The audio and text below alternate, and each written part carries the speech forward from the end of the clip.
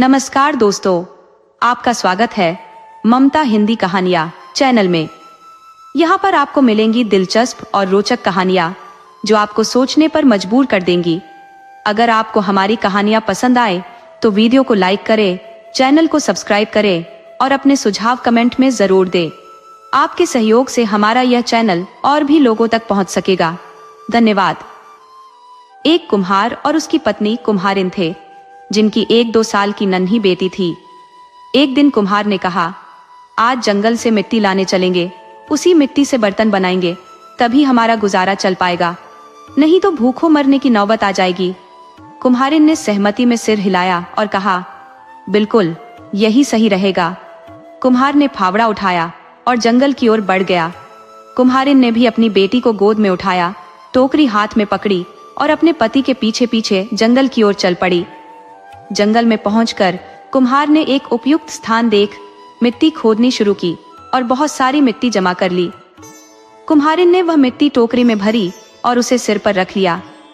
सिर पर टोकरी होने के कारण वह नीचे झुककर बच्ची को गोद में नहीं उठा पाई। उसने कुम्हार से कहा, सुनिए, इस बच्ची को गोद में उठाकर दे दीजिए। ये सुनते ही कुम्हार अचानक भड़क गया और क्रोधित होकर बोला, तुम या तो मिट्टी घर लाओगी या इस बच्ची को? तुम्हें घर आना है या यहीं रहना है? मुझे इससे कोई सरोकार नहीं। ये कहकर कुम्हार तिल मिलाते हुए अपनी पत्नी और बच्ची को जंगल में छोड़कर चला गया। कुम्हारिन ने सोचा, अगर वह मिट्टी की टोकरी घर लेकर नहीं जाएगी तो कुम्हार उसे पिटेगा और फिर लड़ाई झगड़ा और बढ़ जाएगा। डर के मारे उसने बच्ची को वहीं छोड़ दिया और सिर पर मिट्टी की टोकरी रखकर घर की ओर चल पड़ी। कुम्हार अपनी बेटी को पसंद नहीं करता था। उसे बेटे की चाहत थी और इस कारण बेटी से वह उदासीन रहता था। उसके जाने के बाद बच्ची अकेले जंगल में छूट गई। वह सहमी हुई थी और भय से जोर जोर से रोने लगी। जंगल में उसकी पुकार सुनने वाला कोई नहीं था। नन्ही नन्ही टांगों से वह इधर उधर डरी सहमी चलने लगी और रोती रही।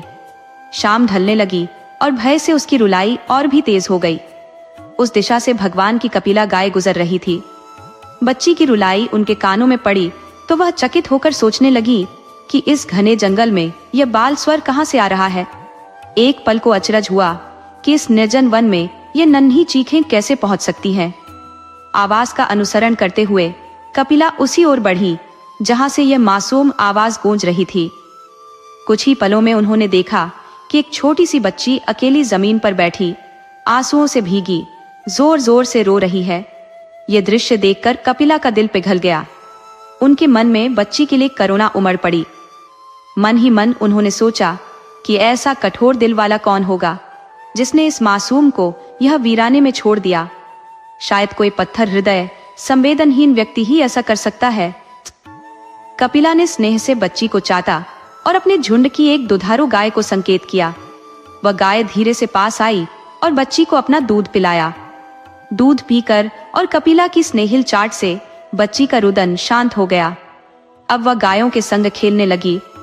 शाम होते होते गायें वापस अपनी गौशाला में लौट गई, परंतु अगली सुबह कपिला फिर लौट आई और बच्ची को प्यार से नहलाया, फिर दूध पिलाया।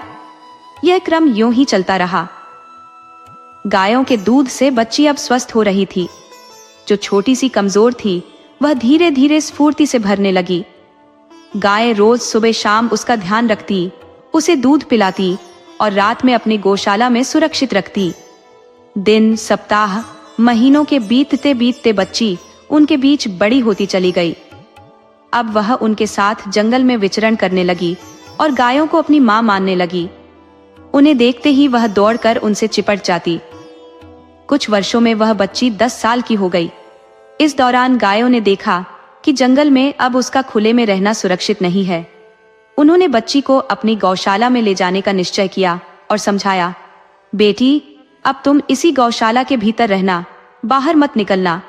हम जंगल से तुम्हारे लिए खाना लेकर आएंगे। इस प्रकार वह बच्ची अब गायों के स्नेह और संरक्षण में सुरक्षित रूप से गौशाला में बस गई। अब बच्ची दिन भर गौशाला में ही रहती और शाम होते ही गाय जंगल से उसके लिए स्वादिष्ट फल लेकर लौटती। फल खाकर वह आनंदित हो जाती और गायों का दूध पीकर तृप्त होती। एक दिन गौशाला में बैठे बैठे उसे महसूस हुआ कि भीतर रहकर उसका दम घुटने लगा है। उसे बाहर की दुनिया देखने की उत्कंठा जागी। उसने सोचा, थोड़ी देर खुली हवा में क्यों न बाहर जाऊं, और वह गौशाला से बाहर निकल आई। उसी वक्त उस ओर से एक राक्षस गुजर रहा था। बच्ची को देखते ही उसकी आंखों में लालच छलकने लगा और मुंह में पानी आ गया। उसने सोचा, ये तो नाजुक ककड़ी जैसी है, इसका मांस खाऊंगा तो मन प्रसन्न हो जाएगा। कई दिनों से कोई स्वादिष्ट मांस नहीं चखा। राक्षस धीरे धीरे बच्चे की ओर बढ़ने लगा। बच्ची उसकी ओर बढ़ते हुए राक्षस को देखकर भयभीत हो गई और दौड़कर वापस गौशाला में जा घुसी। उसने भीतर से दरवाजा बंद कर लिया। राक्षस को यह देखकर गुस्सा आया, फिर भी उसने मीठी आवाज में पुकारा, मेरी प्यारी बच्ची, दरवाजा खोल दो। गौशाला के पास एक आम का पेड़ खड़ा था। उस पेड़ ने बच्ची को चेतावनी दी, अरे नहीं बेटी, दरवाजा मत खोलना, ये राक्षस तुझे खा जाएगा। ये सुनकर राक्षस का क्रोध और बढ़ गया। वह आम के पेड़ के पास पहुंचा और उसे उखाड़ने के लिए पूरी ताकत से धक्के मारने लगा। आखिरकार उसने पेड़ को जोरदार प्रहार से गिरा ही दिया। पेड़ की डालियां यहाँ वहां बिखर गईं। फिर राक्षस वापस गौशाला के दरवाजे के पास गया और एक बार फिर से मीठी आवाज में बोला, मेरी प्यारी बच्ची, जरा दरवाजा खोल दो। गौशाला के पास ही एक नारियल का पेड़ खड़ा था। उसने बच्ची को चेतावनी देते हुए कहा, नहीं नहीं बेटी, दरवाजा मत खोलना, ये राक्षस तुझे निगल जाएगा। बच्ची ने पेड़ों की चेतावनियों को समझ लिया और दरवाजा न खोलने का संकल्प लिया। बच्ची ने जैसे ही दरवाजा खोलने से इनकार किया, राक्षस का क्रोध भड़क उठा। आवेश में वह दौड़ता हुआ नारियल के पेड़ के पास पहुंचा और क्रोध में पेड़ को 2-4 लातें जड़ दी, जिससे वह भी धराशायी हो गया। फिर वह दरवाजे के पास आकर मधुर स्वर में बोला, मेरी लाडो, मेरी प्यारी बेटी, जरा दरवाजा खोल दो। इसी बीच गौशाला के निकट स्थित खट्टे फल आंवली के पेड़ ने आवाज लगाई, नहीं बेटी, दरवाजा मत खोलना, ये राक्षस तुम्हें निगल जाएगा। राक्षस का गुस्सा और भड़क उठा। वह आंवली के पेड़ पर लात मारने ही वाला था कि उसे महसूस हुआ कि सांझ ढलने को है और गौशाला लौटने का समय हो चला है। उसने सोचा, यदि गायें लौट आईं तो मुसीबत हो जाएगी। सूझबूझ का परिचय देते हुए उसने फैसला किया कि यहाँ से जल्द निकल जाना ही बेहतर होगा। लेकिन जाते जाते उसके मन में ये विचार बैठ गया कि कल वह लौटेगा और उस बच्ची को अवश्य खा जाएगा। राक्षस के जाने के कुछ समय बाद कपिला गाय गौशाला में लौटी। उसकी नासिका ने तुरंत ही राक्षस की गंध पकड़ ली। जब उसने बाहर राक्षस के पामों के निशान देखे तो उसे यकीन हो गया कि कोई खतरा आया था। घबराहट में सभी गायें गौशाला के दरवाजे की ओर दौड़ी। जैसे ही वे दरवाजे के पास पहुंची, दरवाजा अपने आप खुल गया। पर जब वे भीतर गईं, तो बच्ची को वहां न पाकर उनका मन व्याकुल हो उठा। सभी बेचैन हो उठी और चिंताग्रस्त होकर उसे ढूंढने लगी। एक एक जगह खोजने के बाद बच्ची आखिरकार एक कोने में सहमी हुई बैठी मिली। आंसू उसके गालों पर बह रहे थे। उसे देखते ही गाय उसकी ओर दौड़ी और अपनी जीभ से उसके आंसू पोंछने लगी। उसने स्नेह से पूछा, बेटी, क्या हुआ? किसने तुम्हें डराया? बच्ची ने सारी बात अपनी माँ, जो कि एक गाय थी, को बता दी। ये सुनते ही गायों में गुस्से की लहर दौड़ गई। उनकी आंखों में आक्रोश उभर आया, क्योंकि वह राक्षस इतनी हिम्मत करके उनकी प्यारी बेटी को खाने आया था। उन्होंने ठान लिया कि अगले दिन उसे सबक सिखाया जाएगा। सुबह हुई तो सभी गायें जंगल जाने के बजाय गौशाला में ही शांत बैठी रहीं। उधर राक्षस मन में यह ठान लिया कि आज वह बच्ची का मांस खाएगा। विचारों में मग्न वह अपने मन में बड़े बड़े सपने बुनने लगा। उसे तो यही लगा कि आज का दिन उसके लिए जश्न का होगा। राक्षस जब गौशाला के पास पहुंचा तो कपिला गाय अंदर छिपी हुई थी, परंतु इस बात से वह अनजान था। उसने फिर पहले की ही तरह मीठी आवाज में पुकारा, लारो बेटी, जरा दरवाजा खोल दो। दरअसल वह दरवाजा जादुई था, जो केवल कपिला गाय या वह बच्ची ही खोल सकती थी। किसी और की हिम्मत नहीं थी उसे खोलने की। कई बार मीठे स्वर में पुकारने के बावजूद दरवाजा नहीं खुला तो राक्षस के मन में बेचैनी बढ़ गई। उसने फिर से आग्रह किया, लारो बेटी, जरा दरवाजा खोल दो। लेकिन तभी पास खड़े आंवली के पेड़ ने चेतावनी दी, नहीं बेटी, दरवाजा मत खोलना, ये राक्षस तुम्हें निगल जाएगा। राक्षस के क्रोध की सीमा न रही। उसने दौड़कर आंवली के पेड़ पर कई जोरदार लातें मारी, जिससे पेड़ का तना टूटकर बिखर गया। उसके बाद राक्षस ने गौशाला के पास के सभी पेड़ों को उखाड़ना शुरू कर दिया। क्रोध में उसने एक एक करके सारे पेड़ तोड़ डाले और अंततः वहां कोई ऐसा पेड़ न बचा जो उसे रोक सके। इसके बाद उसने दरवाजे को तोड़ा और गौशाला में घुस आया। जैसे ही राक्षस ने गौशाला में कदम रखा, वहां खड़ी सभी गायें मानो उसी की प्रतीक्षा कर रही थी। जैसे ही उसने भीतर पांव रखा, बच्ची को दूध पिलाने वाली गाय ने सबसे पहले अपनी शक्तिशाली सींग से उस पर वार किया। फिर दूसरी गायों ने भी बारी बारी से अपने प्रहारों से उसे पीड़ा पहुंचाई। सभी ने मिलकर राक्षस की हड्डियां तोड़ दी, उसके हाथ पैर जख्मी कर दिए और अंत में उसे घसीटकर जंगल के एक कोने में फेंक दिया। अपनी जान बचाकर भागते हुए राक्षस ने ठान लिया कि अब वह जीवन में कभी किसी बच्चे के मांस की लालसा नहीं करेगा। गायों ने बच्ची को दिलासा दिया, अब निश्चिंत रहो, ये राक्षस फिर कभी यहाँ लौट कर नहीं आएगा। इसके बाद शांति और सुरक्षा में कुछ वर्ष गुजर गए और वह नन्ही बच्ची अब 16 वर्ष की एक सुंदर कन्या में बदल गई। उसका डर भी धीरे धीरे समाप्त हो गया। गायों के जंगल में चले जाने के बाद वह गौशाला से बाहर निकलती, झरने पर जाकर स्नान करती, पंछियों के संगीत में खो जाती, पेड़ों और लताओं के साथ खेलती और सुंदर फूलों को चुनकर अपने बालों में सजाती। एक दिन जब वह झरने के पास फूल तोड़ रही थी, तभी उस राज्य का राजकुमार शिकार पर निकला हुआ उसी जंगल में आ पहुंचा। उसने देखा कि झरने के पास एक अनुपम सुंदर कन्या खड़ी है और पहली ही नजर में उसे वह बहुत भा गई। लेकिन जैसे ही कन्या ने राजकुमार को देखा, वह डर से भागकर गौशाला में जा घुसी और दरवाजा अंदर से बंद कर लिया। राजकुमार का हृदय उस पर मुग्ध हो चुका था। वह महल लौट गया और अपनी माता को अपने मन की बात कह सुनाई। राजमाता ने राजा से चर्चा की और राजा ने कहा, यदि हमारे पुत्र को वह कन्या पसंद है तो उसकी इच्छा का सम्मान किया जाएगा। राजा ने तुरंत प्रधानमंत्री को आदेश दिया कि वह सैनिकों के साथ जाकर उस कन्या को राजमहल ले आए। प्रधानमंत्री सैनिकों के साथ जंगल में पहुंचे और कन्या को आदर पूर्वक राजमहल लाए।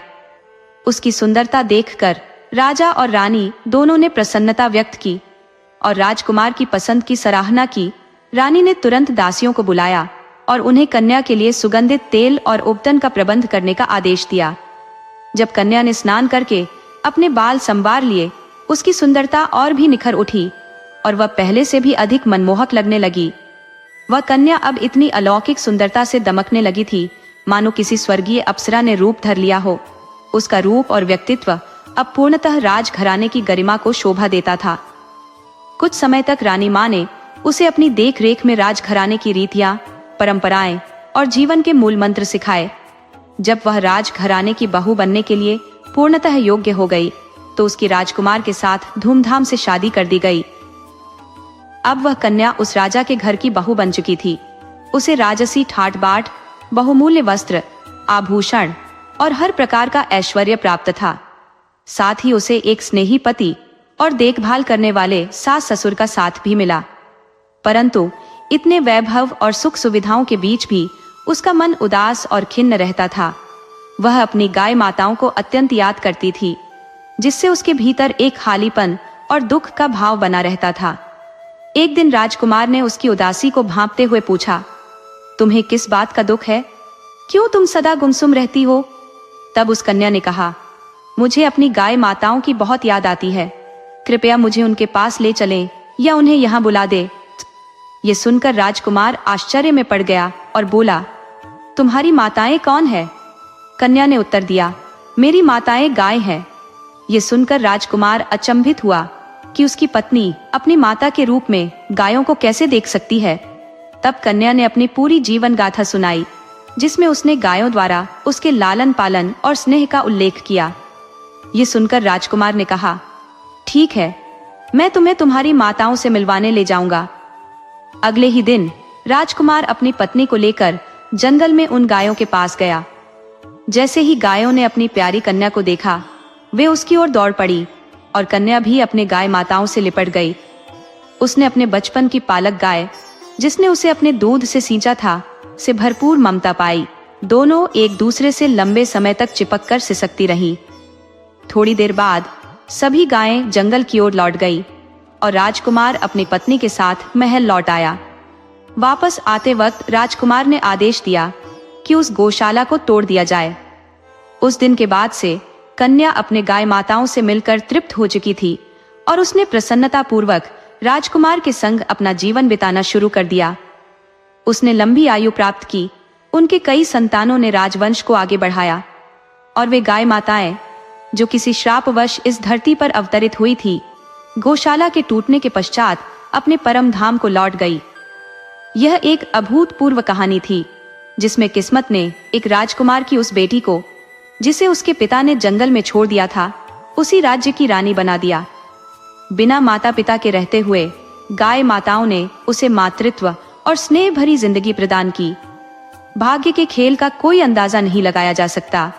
एक अनाथ कन्या जो एक गहरी वंचना में पली बड़ी, अंततः शाही वैभव और सुखों से भरपूर जीवन जी पाई।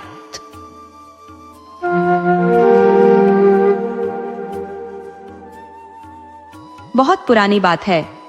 एक छोटा सा गांव था जहां के लोग बड़े ही भोले भाले और सरल स्वभाव के थे। वहां के निवासियों में ईर्ष्या या वैमनस्यता का कोई स्थान नहीं था। उनका मन स्वच्छ और कोमल था। वे लोग अपने अपने कामों में संलग्न रहते और जब भी फुर्सत मिलती तो सामूहिक रूप से पूजा पाठ, भजन कीर्तन में मग्न हो जाते। हफ्ते में एक दिन किसी एक व्यक्ति के घर ये आयोजन निश्चित था, जहां सभी मिलकर भगवान का गुणगान करते। इस प्रकार गांव में एक तरह की भक्ति मंडली बन गई थी, जो बारी बारी से हर घर में भजन कीर्तन किया करती थी। यदि किसी दिन किसी के घर न हो पाता तो गांव के बीचों बीच स्थित पुराने पीपल के पेड़ के नीचे सभी एकत्रित हो जाते, जहां भजन और पूजा का सिलसिला शुरू हो जाता। गांव के लोग पीपल के नीचे बैठकर बड़े श्रद्धा भाव से भगवान के नाम का जाप करते थे। महिलाएं भजन गाती, पुरुष कहानियां और भगवान की महिमा का बखान करते। इस तरह पूरे गांव में आपसी प्रेम और भाईचारे का वातावरण बना रहता था। दुख सुख में सभी एक दूसरे के साथ खड़े रहते थे। कहते हैं कि भगवान भोलेनाथ की विशेष कृपा उस गांव पर बनी हुई थी। उसी पीपल के पेड़ पर एक कोयल अपने पति के साथ निवास करती थी। यह कोयल निसंतान थी और उसका पति बहुत ही खड़ूस स्वभाव का था, जो हर समय उससे तकरार करता और ताने देता। जब भी वह कोयल गांव के लोगों को पूजा पाठ में रमा देखती तो उसके मन में भी श्रद्धा उमड़ती। उस गांव में किसी के घर में कोई कमी नहीं थी। सबके घर में संतानें थी और कोई दुखी नहीं था। कोयल जब ग्रामीणों को भजन करते, आरती गाते देखती तो वह बड़े ध्यान और मनोयोग से उस पूजा में मन लगाकर भगवान का नाम जपने लगती और मन ही मन प्रार्थना करती, हे भगवान, मेरी भी सोनी गोद भर दो, मेरे जीवन को भी संतान के आशीर्वाद से पूर्ण कर दो। गांव वाले भी यह देख चुके थे कि कोयल पूजा के समय एक ही डाल पर स्थिर होकर एकाग्रचित्त हो जाती है, जबकि उसका पति इधर उधर उड़ता रहता था। कोयल मन ही मन सोचती, कितना सौभाग्यशाली होता है मनुष्य का जन्म। अगर मैं मनुष्य होती तो हर प्रकार की भक्ति और पूजा करने की स्वतंत्रता होती। वह भजन तो मन में ही गुनगुना सकती थी, लेकिन मनुष्य जैसी पूर्णता के साथ वह भक्ति के कार्यों में संलग्न नहीं हो पाती थी और इसी बात का दुख उसके हृदय में कहीं गहरे बैठा हुआ था। जो महिलाएं और उनके पति पूजा पाठ में आते थे, उन्हें धीरे धीरे उस कोयल से गहरी हमदर्दी होने लगी। जब भी पूजा शुरू होती, कोयल उस पीपल की डाल पर आकर बैठ जाती और पूरे समय वहीं रहती। एक दिन भजन कीर्तन और आरती के समापन पर प्रसाद बांटते हुए गांव वालों ने सोचा, चलो इस कोयल को भी थोड़ा प्रसाद दे देते हैं। उन्होंने एक पीपल के पत्ते पर प्रसाद रखा और कोयल के पास रख दिया। कोयल ने बहुत ही आत्मीयता से प्रसाद ग्रहण किया और कुछ प्रसाद उसने अपने पति के लिए बचा लिया। अब कोयल अपने घोंसले में उत्सुकता से पति की प्रतीक्षा करने लगी, ताकि वह भी इस पवित्र प्रसाद का अनुभव कर सके। थोड़ी देर बाद उसका पति आया तो उसने प्रसाद को अपनी चोंच से पति की चोंच में डाल दिया, लेकिन पति क्रोधित हो गया और कहने लगा, तूने मुझे ये क्या खिला दिया? भगवान कुछ नहीं होते, अगर होते तो क्या हमें संतान नहीं होती? वह नास्तिक था और ईश्वर पर उसका कोई विश्वास नहीं था। कोयल ने उसे समझाने की कोशिश की कि यह प्रसाद है भगवान का आशीर्वाद है। लेकिन कोयल के पति ने प्रसाद को थूक दिया और पास के तालाब में जाकर अपनी चोंच को धोने लगा और गुस्से में पंख फड़फड़ाते हुए कोयल से उलझने लगा। इस व्यवहार से कोयल का दिल टूट गया। वह मन ही मन रोने लगी। उसकी आत्मा गहरे दुख से भर गई। उसने सोचा, एक तो मेरे पति की उपेक्षा और ताने मुझे सालते हैं, और अब मैं जो पूजा पाठ में मन की शांति खोजती हूँ वह भी उसे पसंद नहीं।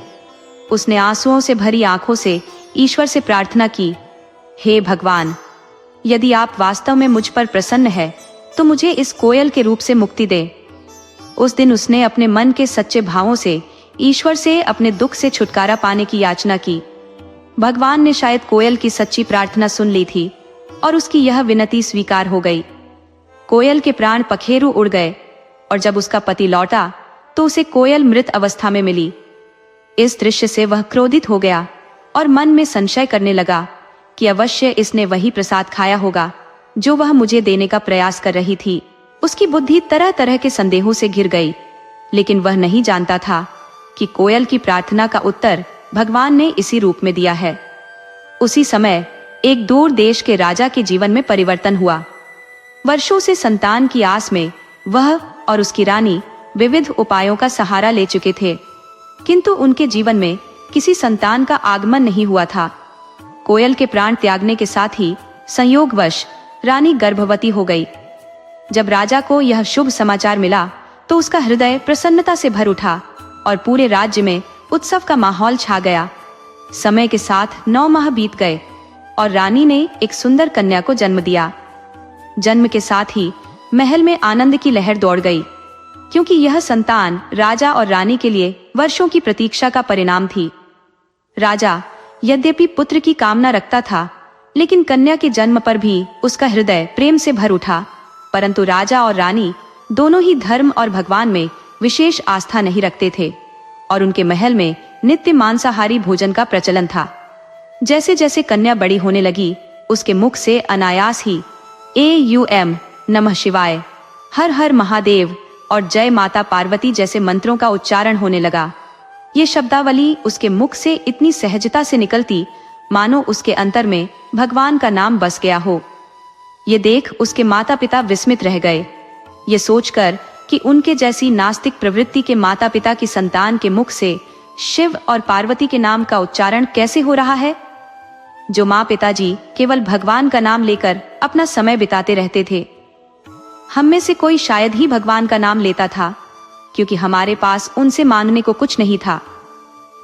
न हमने मन्नत मांगी, न पूजा की, और फिर भी इतने समय के बाद भी हमें संतान का सुख नहीं मिला। हमने भगवान पर भरोसा करना छोड़ दिया, मानो नसीब में होगा तो संतान मिल ही जाएगी। इस धारणा के साथ हम जी रहे थे। धीरे धीरे कन्या बड़ी होने लगी। घर में सभी मांसाहार ग्रहण करते, लेकिन कन्या मांसाहारी भोजन से मना कर देती। वह शाकाहारी ही रहती। वैतरणी अपनी पूजा अर्चना में लगी रहती और अपनी भक्ति से पूरे महल के लोगों का दिल जीत लिया। वह राजमहल में सबके लिए प्रिय हो गई थी। यहाँ तक कि राजा, जो मांसाहार का प्रेमी था, उसने भी कन्या की पूजा में कोई रुकावट नहीं डाली। समय बीतता गया और कन्या का पूजा पाठ में मन और भी रमता गया। वह मंदिर में समय बिताने लगी और एक दिन उसने अपने पिता से भोलेनाथ का मंदिर बनवाने का अनुरोध किया। राजा ने उसकी यह इच्छा मान ली और उसके लिए मंदिर बनवा दिया। अब कन्या अपने अधिकतर समय पूजा में ही व्यतीत करती, भगवान की भक्ति में मग्न रहती। संसार के व्यर्थ झंझटों से उसे कोई वास्ता नहीं था। इसी बीच एक दिन राजा शिकार खेलने के लिए निकला। दिन भर जंगल में तलाशने पर भी उसे कोई शिकार नहीं मिला। राजा सुबह से शाम तक जंगल में भटकता रहा, लेकिन उसे कोई शिकार हाथ नहीं लगा। थकान और निराशा से भरकर वह उसी पुराने पीपल के पेड़ के नीचे आकर बैठ गया, जहां एक कोयल अपने साथी के साथ निवास करती थी। अचानक राजा की निगाह उस कोयल के पति पर पड़ी और उसने सोचा कि हिरण या कोई अन्य शिकार न सही, इस परिंदे को ही मारकर अपने शिकार की भूख मिटा लेता हूँ। राजा ने नीचे से ही तीर साधा और उस पंछी पर छोड़ दिया। तीर लगते ही घायल पक्षी घबराकर नीचे गिर पड़ा। हालांकि उसकी जान अभी बाकी थी। राजा ने उसे उठाया और महल की ओर लौट चला। महल पहुंचकर उसने रानी से कहा, रानी साहिबा, आज पूरे दिन जंगल की खाक छानी, मगर कोई शिकार नहीं मिला।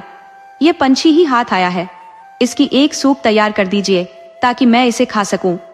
इसकी बोली भी बड़ी मधुर है, इसलिए आज इसे ही भोजन बनाना चाहता हूँ। वहीं उनकी पुत्री की निगाह पिता के हाथ में घायल पंछी पर पड़ी। दया और करुणा से उसका हृदय पिघल गया और उसे समझ में आया कि यह तो उसके पूर्व जन्म का पति ही है। तुरंत वह पिता से बोली, पिताजी, कृपया ये पंछी मुझे दे दीजिए। राजा ने अचरज से पूछा, बेटी, इसका तुम क्या करोगी? लेकिन उसने जोर देकर कहा, पिताजी, मुझे इसे दे दीजिए। वह उस घायल कोयल को लेकर भगवान के मंदिर चली गई। वहां उसने उसे स्नेह से सहलाया, उसके घावों पर जड़ी बूटियों का लेप लगाया, थोड़ा पानी पिलाया और उस पर पानी का छिड़काव किया। धीरे धीरे वह पंछी चेतना में लौटा, उसकी मूर्छा टूट गई। कोयल अपनी पहचान को नकार नहीं सकी और धीरे से बोली, स्वामी, क्या आपने मुझे पहचाना? घायल पंछी ने अनजाने में कहा, कौन हो तुम? मैं तुम्हें नहीं जानता। तब वह कहने लगी, स्वामी, मैं वही कोयल हूँ जिसे एक बार तुमने प्रसाद देने में असावधानी के लिए बहुत उलाहने दिए थे। तुमने मुझ पर विष देने का आरोप लगाया था। उस दिन मैं अत्यंत दुखी हो गई, जीवन से थक गई और मुक्ति के अलावा मुझे कुछ सूझा ही नहीं।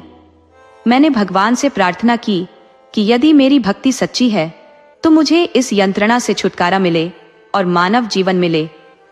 भगवान की कृपा से मेरा जन्म राजा के घर हुआ। उसे अपनी पुरानी भूल का एहसास हुआ और वह पछताने लगा। उसे अब महसूस हुआ कि कैसे उसने अपनी भार्या को खोकर अकेलेपन में जीवन व्यतीत किया। पश्चाताप से भरे मन से वह अपने सारे पापों के लिए क्षमा मांगने लगा। उसी क्षण उसने भगवान को सच्चे हृदय से पुकारा। उसकी आंखों के सामने उसका घाव से रक्त बह रहा था और शिवलिंग के ऊपर टपक रहा था। राजकुमारी भगवान की आराधना में लीन हो गई। अपने पूर्व जन्म के पति की मुक्ति की प्रार्थना करते हुए बोली, हे प्रभु, इन्हें भी मोक्ष प्रदान करें और मानव जीवन दे ताकि अगले जन्म में मुझे यही साथी मिल सके। उसकी निश्चल भक्ति से भगवान भोलेनाथ अत्यंत प्रसन्न हुए और तुरंत प्रकट हो गए। प्रभु ने मुस्कुराते हुए पूछा, बेटी, तुम्हारी भक्ति से मैं अति प्रसन्न हूँ, परंतु तुम्हारे पति ने इस जन्म में अभी तक ऐसे कर्म नहीं किए हैं जो उन्हें शीघ्र मुक्ति दिला सके। राजकुमारी ने विनम्रता से उत्तर दिया, प्रभु, इनके कर्मों का प्रायश्चित यह अपने दुखों से भुगत चुके हैं। कृपया इन पर दया करें और इन्हें मुक्ति का वरदान दे।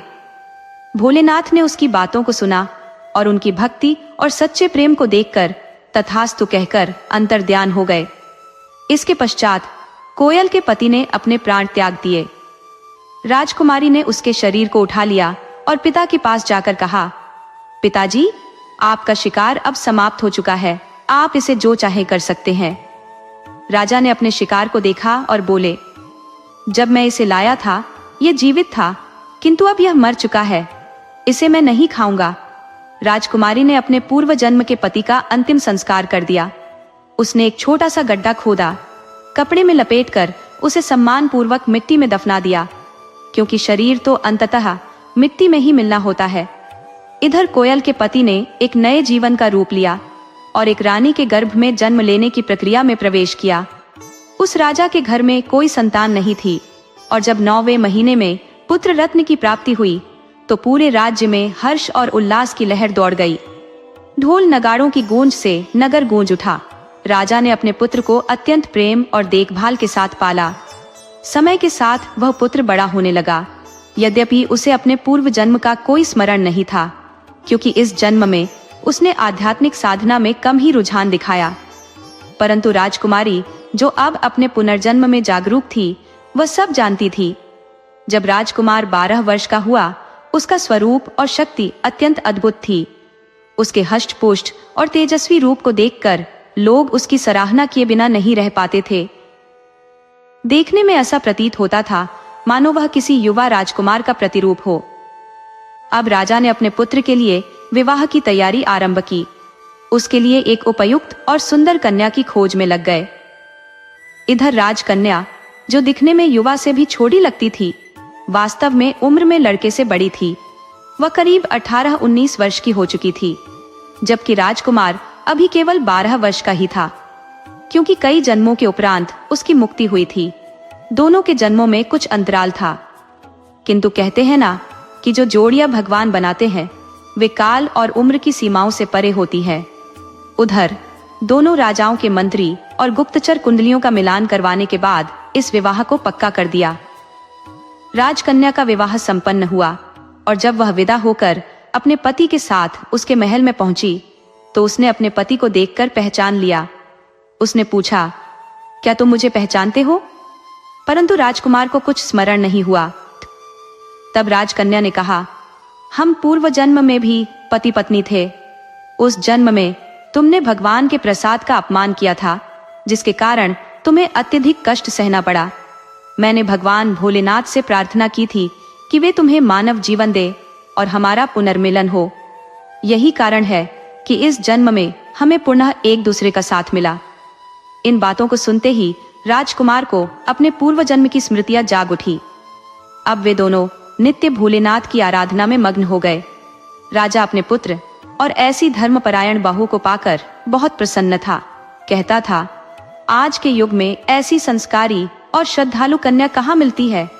जैसे ही राजकुमारी ने राजमहल में कदम रखा, पूरे राज्य में सुख समृद्धि का वातावरण फैल गया। महल से लेकर प्रजा तक सभी पूजा अर्चना और भक्ति के मार्ग पर चल पड़े। राजमहल में समय समय पर कीर्तन और धार्मिक कथा का आयोजन होने लगा। जहां भी धार्मिक अनुष्ठान होता, लोग राजकुमारी को वहां अवश्य लेकर जाते। उसकी उपस्थिति से समस्त वातावरण भक्ति से ओतप्रोत हो जाता। उसके कहे वचनों में ऐसी शक्ति थी कि जो भी कहती वह सत्य सिद्ध होता। समय बीतते हुए 9वें महीने में उसे चंद्रमा की आभा समान सुंदर पुत्र रत्न की प्राप्ति हुई।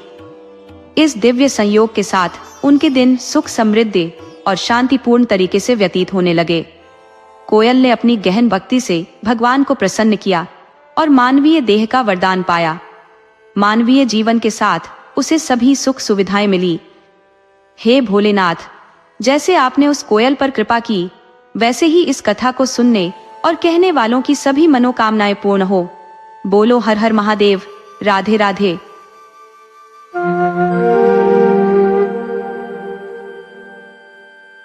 प्राचीन युग में मद्र देश नाम का एक संपन्न राज्य था, जिसका शासन एक धर्मपरायण और सदाचारी राजा अंशुपति के अधीन था। अंशुपति अपने प्रजा हितकारी स्वभाव और उदार दानशीलता के लिए प्रसिद्ध थे। उनके राज दरबार से कभी भी कोई याचक खाली हाथ नहीं लौटता था। राज्य में ब्राह्मणों को यज्ञ आदि अनुष्ठानों की पूर्ण स्वतंत्रता थी और हर वर्ग का सम्मान सुनिश्चित किया जाता था।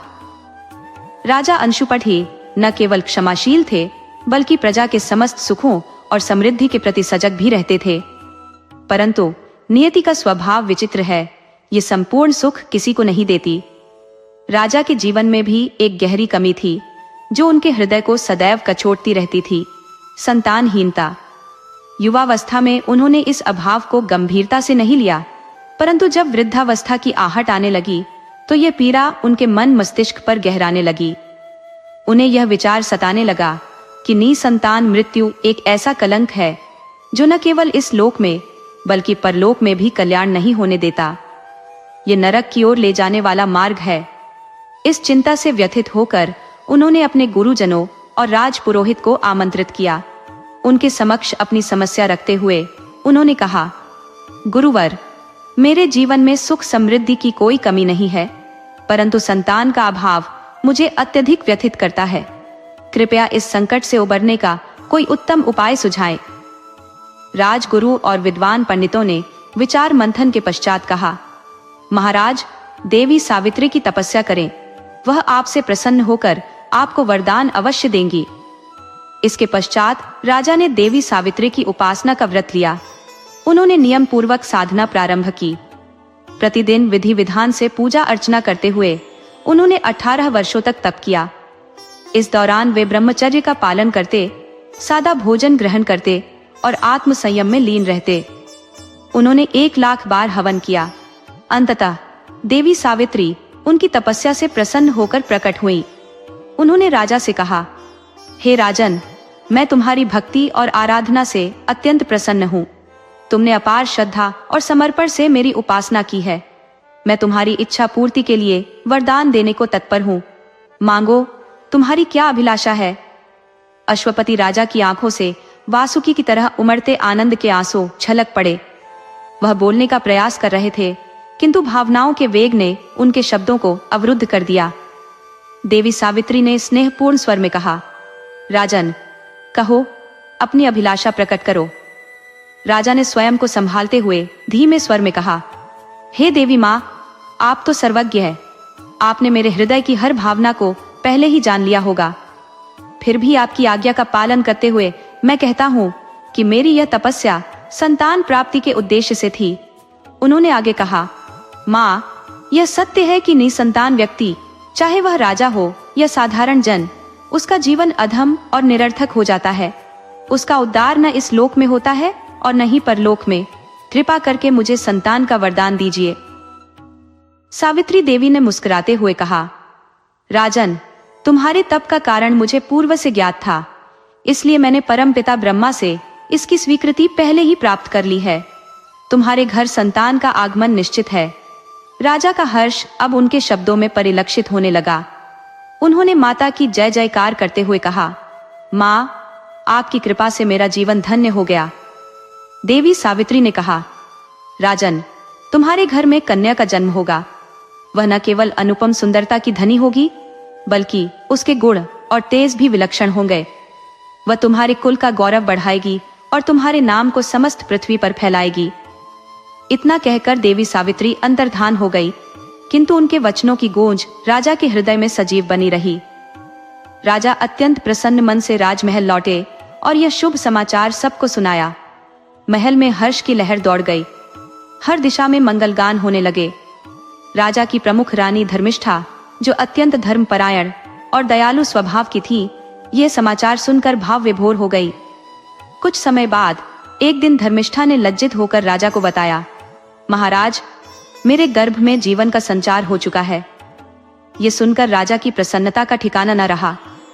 रानी के शब्द सुनकर वह गदगद हो गए, किंतु रानी संकोचवश कुछ अधिक न कह सकी। दोनों के हृदय आनंद से आलोकित हो उठे। राजा ने कहा, ये सब माँ सावित्री के आशीर्वाद और मेरी तपस्या का ही फल है। यह वह क्षण है जिसका हमने इतने वर्षों तक इंतजार किया। रानी ने कहा, महाराज, यह आपकी पूजा अर्चना और तपस्या का प्रतिफल है। जब हमारी संतान जन्म लेगी तब हमारा जीवन पूर्ण हो जाएगा। राजा और रानी दोनों उस दिन के आगमन की प्रतीक्षा में अधीर हो गए। एक दिन जब राजा अपनी नित्य पूजा समाप्त कर सूर्य को अर्घ्य अर्पित कर रहे थे, उस समय सूर्य देव अपने प्रखर किरणों से समस्त दिशाओं को आलोकित कर रहे थे। ऐसा प्रतीत हो रहा था मानो समस्त ब्रह्मांड इस शुभ घटना के साक्षी बनने को उत्सुक हो। आकाश स्वच्छ और गहरा नीला था, मानो प्रकृति ने अपना सबसे सुंदर वस्त्र ओढ़ रखा हो। वातावरण में मृदुल सुगंध व्याप्त थी, जो संभवतः बगीचे की पुष्पों से आ रही थी। जैसे ही राजा अपने कार्यों से निवृत्त हुए, एक सेविका उत्साहित स्वर में आकर बोली, महाराज की जय हो, बधाई हो। राजा ने चौंकते हुए पूछा, क्या हुआ? सेविका ने विनम्रता से उत्तर दिया, महाराज, महारानी ने कन्या को जन्म दिया है। ये सुनते ही राजा प्रसन्नता से खिल उठे। उन्होंने अपने गले का मूल्यवान हार उतारकर सेविका को दे दिया और कहा, यह तुम्हारे लिए है। सेविका ने महाराज की जयकार की। राजा से रुका नहीं गया। वह तुरंत रानी के कक्ष की ओर दौड़े। जब उन्होंने अपनी नवजात कन्या को देखा तो उनकी खुशी का कोई पारावार नहीं रहा। वह कन्या असाधारण रूपवती और तेजस्वी प्रतीत हो रही थी। महारानी धर्मिष्ठा ने भावुक होकर कहा, महाराज, यह सत्य है कि मातृत्व का सुख और संतोष स्त्री के लिए सर्वोपरि होता है। इस अनुभूति के आगे संसार के किसी सुख की तुलना नहीं हो सकती। राजा ने सहमति में सिर हिलाते हुए कहा, रानी, यह सब माता सावित्री की कृपा है। मैं तुरंत राजगुरु और विद्वान पंडितों को बुलाकर नामकरण संस्कार का आयोजन करवाता हूँ। रानी ने प्रसन्नता पूर्वक कहा, यह उत्तम होगा। राजा ने तुरंत महामंत्री को बुलाकर अपनी योजना बताई। कुछ ही समय में राजगुरु और अन्य विद्वान पंडित दरबार में उपस्थित हो गए। शुभ मुहूर्त पर नामकरण संस्कार का आयोजन हुआ। हवन पूजन के साथ ब्राह्मणों को भोजन कराया गया और निर्धनों को दान दिया गया। पंडितों ने इस कन्या को माता सावित्री का वरदान मानते हुए उसका नाम सावित्री रखा। समय बीतता गया और सावित्री धीरे धीरे बड़ी होने लगी। बेटी का बढ़ना मानो पलों की तरह लगता है। जब सावित्री युवा हुई तो उसका सौंदर्य अद्वितीय रूप से खिल उठा। उसकी सुंदरता ने सभी को चकित कर दिया। एक दिन राजा और रानी बगीचे में टहल रहे थे। वहीं पास में सावित्री अपनी सखियों संग खड़ी थी। तभी एक नटखट भौरा सावित्री के चारों ओर मंडराने लगा। सावित्री उसे बार बार भगाने का प्रयास करती, परंतु वह ढीठ भौरा लौट लौट कर आता। सावित्री ने अपनी सखी वाणिका से कहा, तुम खड़ी खड़ी क्या देख रही हो, इस भौरे को भगाओ। वाणिका ने हंसी में कहा, यह भौरा अब नहीं हटेगा राजकुमारी। ये कह रहा है कि हमारी राजकुमारी अब जवान हो गई है। उसी समय राजा और रानी भी वहीं बगीचे में घूम रहे थे। रानी ने वाणिका की बात सुन ली और मुस्कुराते हुए राजा से कहा, महाराज, क्या आपने सुना, हमारी बेटी सचमुच बड़ी हो गई है। राजा ने गंभीर स्वर में कहा, हाँ रानी, हमारी बेटी अब पूर्णतः युवा हो चुकी है। जब बेटी युवा होती है तो माता पिता के मन में उसकी जिम्मेदारियों का भार बढ़ जाता है। हमें शीघ्र ही सावित्री के विवाह की व्यवस्था करनी चाहिए। यह आवश्यक है क्योंकि अब समय आ गया है। रानी, जो एक माँ के स्नेह और चिंताओं से भरी हुई थी, ने सहमति में सिर हिलाया और कहा, महाराज, यह सत्य है। एक पिता को अपनी पुत्री के लिए योग्य वर की खोज करनी चाहिए। समय पर विवाह न करने पर समाज में निंदा होती है। यह हमारी बेटी के भविष्य का प्रश्न है। राजा ने थोड़ी देर विचार मग्न होकर कहा, रानी, शायद यह उचित होगा कि हम स्वयं सावित्री से उसके विचार जानें। आखिरकार यह उसके जीवन का विषय है। उसकी सहमति और इच्छाएं हमारे निर्णय में महत्वपूर्ण होनी चाहिए। रानी मुस्कुराई और बोली, ये विचार उत्तम है।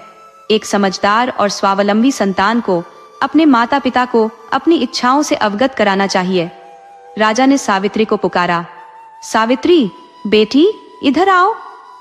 पिता की आवाज सुनते ही सावित्री तुरंत उनके पास आ गई, लेकिन उसके मन में शंका और लज्जा का संचार हो चुका था। उसे लगा कि शायद उसके पिता ने उसकी सहेलियों और दासियों की बात सुन ली होगी।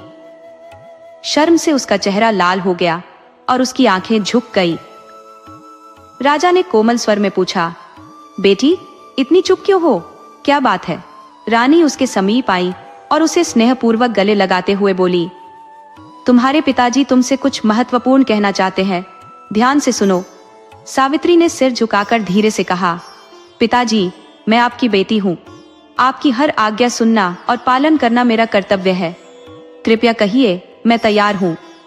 राजा ने गहनता से कहा, बेटी, अब तुम विवाह योग्य हो चुकी हो। हम चाहते हैं कि तुम्हारे लिए एक योग्य वर की खोज करें और अपने धर्म का पालन करें। सावित्री ने विनम्रता पूर्वक उत्तर दिया, पिताजी, आप जो भी निर्णय लेंगे मैं उसे सहर्ष स्वीकार करूंगी। ये मेरा सौभाग्य होगा कि मैं आपकी हर आज्ञा का पालन करूं। राजा और रानी ने एक दूसरे की ओर देखा। उनकी आंखों में गर्व और स्नेह की झलक थी। उन्होंने महसूस किया कि उनकी बेटी न केवल रूपवती थी, बल्कि बुद्धिमान और आज्ञाकारी भी। राजा ने गंभीर स्वर में कहा, इस विषय पर हम तुम्हारी मंशा और भावनाएं जानना चाहते हैं। डर या झिझक को अपने मन में स्थान मत दो। यदि तुम्हारे मन में किसी विशेष व्यक्ति के लिए स्नेह या सम्मान है तो निसंकोच हमें बताओ। सावित्री ने शांत स्वर में उत्तर दिया, पिताजी, आपने मुझे सदा ही स्वतंत्रता और छूट प्रदान की है, किंतु एक कन्या के लिए मर्यादा उसके धर्म के समान है। जो भी कार्य माता पिता की सीमा के बाहर हो, उसे मैं अपनी आत्मा से स्वीकार नहीं कर सकती। हमारी परंपरा में यह स्वतंत्रता नहीं है कि मैं स्वयं निर्णय लूं। रानी ने अपनी बेटी के इस उत्तर पर प्रेम पूर्वक कहा, यही हमने तुमसे अपेक्षा की थी बेटी। राजा ने सावित्री की ओर देखकर कहा, किंतु मैं यह चाहता हूं कि तुम अपने लिए एक योग्य वर का चयन स्वयं करो। मैं तुम्हारी हर अभिलाषा को पूर्ण करने में सक्षम हूं। जो तुम्हारी इच्छा होगी उसे पूरा करना मेरा कर्तव्य है। सावित्री ने सिर झुकाकर कहा, जैसी आपकी आज्ञा पिताजी। राजा और रानी ने संतोष के साथ वहां से प्रस्थान किया। उनके जाने के बाद दासिया और सखिया सावित्री के इर्द गिर्द आ खड़ी हुई और चंचलता से उससे हंसी ठिठोली करने लगी। अगले दिन राजा ने दरबार में अपने प्रमुख मंत्रियों और वृद्ध ब्राह्मणों को बुलाया और अपने मन की बात शेयर की। महामंत्री, जो अनुभव और विवेक में सिद्धहस्त थे, बोले, महाराज, यह निर्णय अत्यंत उचित है। एक स्त्री को यह स्वतंत्रता अवश्य होनी चाहिए कि वह अपना जीवन साथी स्वयं चुने। स्वयंवर की परंपरा इसी स्वतंत्रता का प्रतीक है। केवल राज परिवार का पुत्र होना ही योग्य होने का प्रमाण नहीं है। राजा ने सहमति में सिर हिलाते हुए कहा, हमारी पुत्री सावित्री बुद्धिमान और धर्मनिष्ठ है। मैं चाहता हूँ कि वह अपनी इच्छा से अपना जीवन साथी चुने। उसकी सहायता के लिए हमें सैनिकों और सहेलियों का एक दल भेजना चाहिए ताकि वह अपनी यात्रा के दौरान सुरक्षित रहे। राजगुरु ने राजा के इस प्रस्ताव का समर्थन करते हुए कहा, यह अत्युत्तम होगा। मेरी पुत्री, जो धर्मशास्त्र की ज्ञाता है, सावित्री के साथ जाएगी। वह उसकी सहायता करते हुए धर्म की मर्यादाओं का ध्यान भी रखेगी। राजा ने प्रसन्न होकर कहा, यह योजना उत्तम है। सावित्री की यात्रा की तत्काल तैयारी की जाए। राजमहल में तुरंत यात्रा की तैयारियां प्रारंभ हो गई। रानी ने प्रसन्नता व्यक्त करते हुए कहा, जब भी किसी राजा का कदम भटकने का संकेत देता है तो ऋषि और मुनि ही उसे सही मार्ग दिखाते हैं। सावित्री की इस यात्रा से वह न केवल अपना जीवन साथी चुनेगी, बल्कि यह यात्रा उसके आत्मविश्वास और बुद्धिमत्ता की परीक्षा भी होगी। यात्रा पर निकलने से पूर्व सावित्री ने अपने माता पिता का आशीर्वाद लिया। राजा ने अपनी पुत्री के हाथ पर अपना सिर रखा और बोले, बेटी, माँ सावित्री तुम्हारी समस्त मनोकामनाएं पूर्ण करे। रानी ने उसे अपने आलिंगन में लेकर कहा, मेरी प्रिय पुत्री को वह जीवन साथी मिले जो उसके हृदय को आनंदित करे। सावित्री अपनी यात्रा पर निकल पड़ी। उसने समूचे आर्यावर्त का भ्रमण किया, अनेक नगरों में गई और असंख्य राजकुमारों से भेंट की, परंतु उसके मन को कोई भी योग्य प्रतीत न हुआ। ऐश्वर्य और समृद्धि के बाहरी आडंबर ने उसे कभी भी आकर्षित नहीं किया। जीवन की चकाचौंध और कृत्रिमता उसके मन को छूने में असफल रही। एक दिन एक राजकुमार ने उससे कहा, सावित्री, मैं उस पुल का राजकुमार हूँ जिसने स्वयं देवताओं और देवी देवताओं पर भी विजय प्राप्त की है। सावित्री मुस्कुराई और उत्तर दिया, राजकुमार, आप निस्संदेह हर वस्तु को अपने अधिकार में ले सकते हैं। आप पृथ्वी के लोगों को अपने हथियारों के बल पर दास बना सकते हैं, परंतु क्या आपने अपने प्रेम से किसी के हृदय को वश में किया है? क्या आपने किसी के मन पर विजय पाई है? राजकुमार मौन हो गया। सावित्री ने आगे कहा, आपके विचारों से प्रतीत होता है कि आप मुझे केवल अपनी दासी बनाकर रखना चाहेंगे। मेरे पिता, जो नारी स्वतंत्रता के प्रबल समर्थक है, ने मुझे यह स्वतंत्रता इसलिए दी है ताकि मैं एक योग्य और श्रेष्ठ पुरुष को अपना जीवन साथी चुन सकूं। इस प्रकार सावित्री अनेक राजकुमारों और राजाओं से मिलती हुई एक वन में पहुंची। वहां उसकी दृष्टि एक युवक पर पड़ी जो अत्यंत तेजस्वी प्रतीत हो रहा था। उसकी शालीनता और आचरण से स्पष्ट था कि वह किसी उच्च कुल का है। उसने अपने कंधे पर लकड़ियों का गट्ठर लाद रखा था और धीमे धीमे चल रहा था। तभी उसने रथ और घोड़े आते देखे। वह ठिठक गया और मन ही मन विचार करने लगा, क्या यह मेरा कोई पुराना शत्रु तो नहीं? हे भगवान, यदि यह वही है तो अवश्य ही मेरे अंधे माता पिता को कष्ट पहुंचाएगा। प्रभु, मेरे प्राण ले लेना, पर मेरे माता पिता को कोई दुख मत देना। तभी उसकी दृष्टि रथ पर सवार एक सुंदर युवती पर पड़ी। वह सोचने लगा, यह कौन हो सकती है? हाथी, घुड़सवार और पैदल रक्षकों के साथ यह युवती अवश्य किसी बड़े राजा की पुत्री होगी। सावित्री ने भी उस युवक को देखा। उसके तेजस्वी चेहरे पर एक अद्भुत खिंचाव था जिसने सावित्री को अनायास ही अपनी ओर खींच लिया। वह उसे देखती ही रह गई। उसके मन में उस युवक के बारे में जानने की तीव्र उत्कंठा जाग उठी। सावित्री, जो स्वयं अत्यंत विदुषी थी, समझ गई कि यह युवक निसंदेह एक कुलीन और श्रेष्ठ व्यक्ति है। सावित्री ने रथ को रोककर नीचे कदम रखा और अत्यंत विनम्र स्वर में पूछा, क्या मैं यह जानने का सौभाग्य प्राप्त कर सकती हूँ कि आप कौन है? युवक ने सहजता से उत्तर दिया, निश्चित ही देवी, कृपया पहले अपना परिचय दें। सावित्री ने मुस्कुराते हुए अपना नाम बताया और प्रत्युत्तर में प्रश्न किया, आपका नाम क्या है? युवक ने कहा, मेरा नाम सत्यवान है। मेरे पिता का नाम धर्मसेन है। सावित्री ने ध्यानपूर्वक देखते हुए पूछा, इस पवित्र वन में आप लकड़ियों का यह गट्ठर लेकर कहाँ जा रहे हैं? सत्यवान ने शांत भाव से कहा। देवी, भाग्य के विचित्र चक्र बड़े ही निराले होते हैं। मनुष्य को अपने पूर्व जन्मों के कर्मों का फल अवश्य भोगना पड़ता है। मेरे पिता साल्व देश के राजा थे, किंतु उनकी नेत्रहीनता के कारण वे राज्य का संचालन ठीक से नहीं कर पाए। तब मैं बहुत छोटा था। इन दुर्बल परिस्थितियों का लाभ उठाकर पड़ोसी राजा ने हमारे राज्य पर आक्रमण किया और हमारी स्वतंत्रता छीन ली। अब हम यह कठिन जीवन व्यतीत कर रहे हैं। मेरे माता पिता नेत्रहीन हैं, अतः मैं उनकी सेवा करता हूँ। सावित्री ने गहन स्वर में पूछा। ओह, इस घने जंगल में आप किस प्रकार का जीवन व्यतीत कर रहे हैं? क्या यहाँ का एकाकी जीवन आपको निराश नहीं करता? सत्यवान ने उत्तर दिया।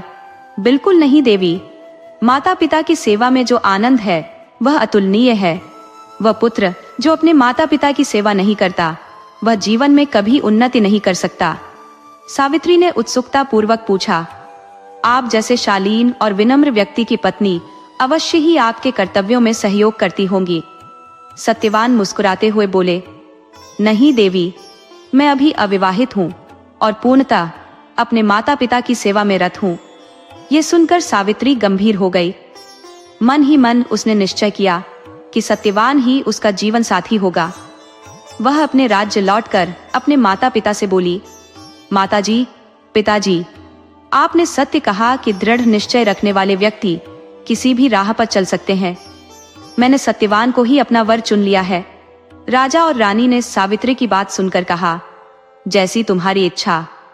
राजा ने यह भी जोड़ा, कल मैं दरबार में इस विषय पर मंत्रणा के लिए राजगुरु, ब्राह्मणों और मंत्रियों को आमंत्रित करूंगा। अगले दिन दरबार में सभी सम्माननीय लोग उपस्थित हुए। राजा ने सबके समक्ष कहा, मेरी पुत्री सावित्री ने एक वनवासी राजकुमार सत्यवान को अपना जीवन साथी चुना है। राजगुरु ने कहा, यह विवाह भाग्य के द्वारा पहले से ही निर्धारित है। सावित्री का चयन सर्वथा उचित है। तभी द्वारपाल ने सूचना दी, महाराज, देवऋषि नारद पधारे हैं। राजा ने आश्चर्य से कहा, देवऋषि नारद इस समय? वे शीघ्रता से सिंहासन से उतरे और देवऋषि का स्वागत करने भागे। नारद ने मुस्कुराते हुए कहा, नारायण नारायण। राजा ने झुककर प्रणाम किया। नारद ने आशीर्वाद देते हुए कहा, राजन, आपका स्वागत है।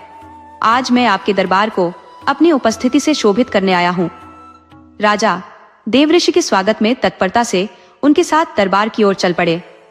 नारद मुनि अपने तांबे के तार की वीणा बजाते हुए नारायण नारायण करते रहे। दरबार के बीचों बीच देवऋषि नारद को आदर पूर्वक आसन दिया गया। उचित स्थान पर विराजमान होने के बाद उन्होंने चारों ओर दृष्टि डाली और राजा से प्रश्न किया, राजन, आज यह दरबार इतना सजीव और खचाखच भरा हुआ क्यों है? किस विषय पर विचार मंथन हो रहा है? राजा ने आदर पूर्वक बताया, हे मुनिवर, मेरी पुत्री सावित्री ने वनवासी राजकुमार सत्यवान को अपने वर के रूप में चुना है। उसने अपने हृदय में उन्हें पहले ही अपना जीवन साथी मान लिया है। नारद जी ने सावित्री की ओर दृष्टि डालते हुए पूछा, बेटी, क्या यह सत्य है जो मैं सुन रहा हूँ? सावित्री ने सिर झुकाकर विनम्रता से उत्तर दिया, हाँ मुनिवर। नारद जी ने मुस्कुराते हुए कहा, नारायण नारायण। बेटी, तुम्हारी मनोकामना पूर्ण हो, किंतु एक बात कहनी होगी। सावित्री ने उत्सुकता से पूछा, आप रुक क्यों गए मुनिवर? कृपया पूरी बात स्पष्ट करें। नारद जी गंभीर स्वर में बोले, बेटी, सत्यवान जैसा तेजस्वी, सदाचारी और सेवाभावी व्यक्ति इस धरती पर मिलना दुर्लभ है। किंतु मैं जो तीनों लोकों का भूत, वर्तमान और भविष्य देख सकता हूँ, वह एक कटु सत्य जानता हूँ। राजा ने चिंतित होकर कहा, हे महात्मा, कृपया अपनी बात स्पष्ट कहें। सावित्री ने हाथ जोड़कर कहा, मुनिवर, कृपया मेरी व्याकुलता को समाप्त करें। मैं पूरी सत्यता सुनना चाहती हूँ। नारद जी बोले, सत्यवान में असंख्य गुण है। वह पराक्रमी, बुद्धिमान, उदार और अपने माता पिता का आदर्श सेवक है। उसका सौंदर्य और चरित्र अनुपम है। राजा ने अधीर होकर कहा, यदि उसमें इतने सारे गुण हैं, तो वह मेरी पुत्री के योग्य क्यों नहीं है? नारद जी ने गहरी सांस लेकर कहा, राजन, सत्यवान के जीवन में एक बड़ा दोष छिपा हुआ है। आज से ठीक 1 वर्ष बाद उसके जीवन का अंत निश्चित है। उसकी मृत्यु का समय तय हो चुका है। ये सुनकर राजा अत्यंत व्याकुल हो उठे। उनका मन घोर चिंता में डूब गया। सावित्री ने उनकी व्यथा का कारण पूछा तो राजा ने उत्तर दिया, पुत्री, तुमने जिस राजकुमार को अपने वर के रूप में चुना है वह अल्पायु है। तुम्हें किसी दीर्घायु और सुखद भविष्य वाले व्यक्ति को अपने जीवन साथी के रूप में चुनना चाहिए। सावित्री ने शांत पर दृढ़ स्वर में उत्तर दिया, पिताजी, मैंने सत्यवान को अपने मन, वचन और कर्म से स्वीकार किया है। यदि उनका जीवन 1 वर्ष तक सीमित है तो मैं भी उसी अवधि में अपने संपूर्ण जीवन का सार समेट लूंगी। सत्यवान ही मेरे भाग्य और मेरे हृदय का चयन है। सावित्री ने दृढ़ता पूर्वक कहा, पिताजी, आर्य कन्याएं अपने पति का चयन केवल 1 बार करती है। राजा अपनी आज्ञा 1 बार देता है, पंडित प्रतिज्ञा 1 ही बार करते हैं और कन्यादान भी 1 बार ही होता है। सावित्री ने अपने निर्णय पर अडिग रहते हुए स्पष्ट कर दिया कि वह विवाह करेगी तो केवल सत्यवान से ही करेगी। अंततः राजा अश्वपति को अपनी पुत्री की दृढ़ निश्चयता के आगे झुकना पड़ा और सावित्री का विवाह सत्यवान से संपन्न हुआ। ससुराल पहुंचते ही सावित्री ने अपने सास ससुर की सेवा में स्वयं को समर्पित कर दिया। समय अपनी गति से बढ़ता गया और विवाह के 1 वर्ष पूर्ण होने को आया, किंतु नारद मुनि ने पहले ही सावित्री को यह भेद दे दिया था कि सत्यवान की आयु अल्प है और उनकी मृत्यु का दिन निकट है। जैसे जैसे वह नियत दिन समीप आया, सावित्री का मन व्याकुलता से भर गया। 3 दिन पूर्व से ही उसने कठोर उपवास आरंभ कर दिया। नियत दिन सावित्री ने पितरों का विधिवत पूजन किया। उस दिन सत्यवान प्रतिदिन की भांति जंगल में लकड़ी काटने गए। सावित्री ने भी आग्रह पूर्वक उनके साथ जाने की इच्छा व्यक्त की। सत्यवान ने सावित्री को समझाने का प्रयास किया, जंगल में कठिनाइयां हैं देवी, तुम सहन नहीं कर पाओगी। किंतु सावित्री अपनी जिद पर अड़ी रही और सत्यवान के साथ जंगल चली गई। जंगल में सत्यवान लकड़ी काटने के लिए एक पेड़ पर चढ़ गए। तभी उनके सिर में असहनीय दर्द उठा। दर्द से व्यथित सत्यवान पेड़ से नीचे उतरे और सावित्री के पास आ गए। सावित्री को तत्काल आभास हो गया कि उनका भय वास्तविकता में बदल रहा है। सत्यवान का सिर अपनी गोद में रखकर सावित्री उनका मस्तक सहलाने लगी। तभी यमराज प्रकट हुए और सत्यवान के प्राण लेकर जाने लगे। सावित्री अपने पति के प्रति अखंड निष्ठा से प्रेरित होकर यमराज के पीछे पीछे चल दी। यमराज ने सावित्री से कहा, देवी, तुम मेरे पीछे क्यों आ रही हो? यह विधि का विधान है। सत्यवान के प्राण लौटाना असंभव है। सावित्री ने उत्तर दिया, भगवान, जहां पति जाए वहां पत्नी का जाना धर्म है। यमराज ने सावित्री को बार बार समझाने का प्रयत्न किया, किंतु सावित्री अपनी बात पर अड़िग रही। जब यमराज यमपुरी के द्वार तक पहुंचे तो सावित्री अब भी उनके पीछे खड़ी थी। उनकी निष्ठा और पतिपरायणता से प्रभावित होकर यमराज ने कहा, हे देवी, मैं तुम्हारे इस समर्पण से अत्यंत प्रसन्न हूँ। मांगो जो तुम्हें चाहिए। सावित्री ने विनम्रता पूर्वक निवेदन किया, मेरे सास ससुर वनवासी और दृष्टिहीन है, उन्हें दिव्य दृष्टि प्रदान करें। यमराज ने कहा, तथास्तु, ऐसा ही होगा। इसके बाद भी सावित्री सत्यवान के पीछे चलती रही। अंततः यमराज उनकी दृढ़ता और धर्म परायणता से इतना प्रभावित हुए कि उन्होंने सत्यवान को जीवन दान दे दिया। इस प्रकार सावित्री ने अपनी निष्ठा, धर्म और अद्वितीय धैर्य से मृत्यु के देवता को भी पराजित कर दिया। सावित्री की दृढ़ता और निष्ठा ने यमराज को बार बार विचलित किया। जब यमराज ने कहा, हे देवी, अब तुम लौट जाओ, तुम्हारे पति का समय समाप्त हो गया है। सावित्री ने उत्तर दिया, भगवान, मुझे अपने पति देव के पीछे पीछे चलने में कोई कष्ट नहीं है। ये मेरा धर्म और कर्तव्य है। सावित्री की बात सुनकर यमराज ने उसे एक और वरदान मांगने को कहा। सावित्री बोली, मेरे सास ससुर का राज्य छिन गया है, कृपा करके वह राज्य उन्हें वापस दिला दीजिए ताकि मेरे ससुर फिर से राजा बन सके। यमराज ने यह वरदान भी प्रदान कर दिया और कहा, अब तुम लौट जाओ। परंतु सावित्री फिर भी उनके पीछे पीछे चलती रही। यमराज ने कहा, अच्छा ठीक है, तुम तीसरा वरदान मांग लो, लेकिन इसके बाद तुम्हें लौट जाना होगा। सावित्री ने कहा, हे प्रभु, मुझे सौभाग्यवती होने का वरदान दीजिए, मैं 100 पुत्रों की मां बनना चाहती हूँ। यमराज ने यह वरदान भी दे दिया। इसके बाद भी सावित्री उनके पीछे चलती रही। यमराज ने क्रोधित होकर पूछा, अब क्यों मेरे पीछे आ रही हो? मैंने तुम्हें 3 वरदान दे दिए हैं, अब लौट जाओ। इस पर सावित्री ने उत्तर दिया, हे देव, आपने मुझे पुत्रवती होने का आशीर्वाद दिया है, परंतु बिना पति के मैं मां कैसे बन सकती हूँ? यदि आप मेरे पति के प्राण ले जाएंगे तो आपके दिए वरदान का क्या अर्थ रहेगा? सावित्री की इस बात ने यमराज को सोचने पर मजबूर कर दिया। उन्होंने अपने वचन और सावित्री की निष्ठा के समक्ष झुकते हुए सत्यवान के प्राण लौटा दिए। इसके बाद यमराज अंतर्ध्यान हो गए। सावित्री तुरंत वट वृक्ष के पास लौटी, जहां सत्यवान का मृत शरीर पड़ा था। सत्यवान जीवित हो उठे। दोनों आनंदित होकर अपने राज्य लौटे। वहां पहुंचने पर उन्होंने देखा कि सावित्री के ससुर ने दिव्य ज्योति प्राप्त कर ली है और पुनः राजा के रूप में स्थापित हो गए हैं। इस प्रकार सावित्री और सत्यवान ने चिरकाल तक सुखपूर्वक राज किया। वट सावित्री व्रत की महिमा अमूल्य है।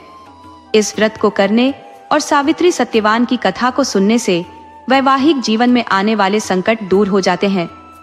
हे भगवान, जैसे आपने सावित्री के सुहाग की रक्षा की, वैसे ही सभी स्त्रियों के अखंड सौभाग्य की रक्षा करें।